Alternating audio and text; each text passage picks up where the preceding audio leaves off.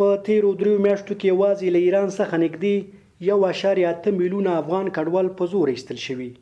همداراز نږدې 115,000 افغانان له پاکستان او تر 15,000 ډیر نور له ترکیې څخه هم په جبري ډول راستول شوي دي. یادې څرګندونې د کډوالو او راستنېدونکو چارو وزارت مسؤلینو نن د حکومت د اطلاعاتو او رسنیو مرکز کې د 1 کال لاسته راوړنو د تشریح پروگرام پر مهال وکړې.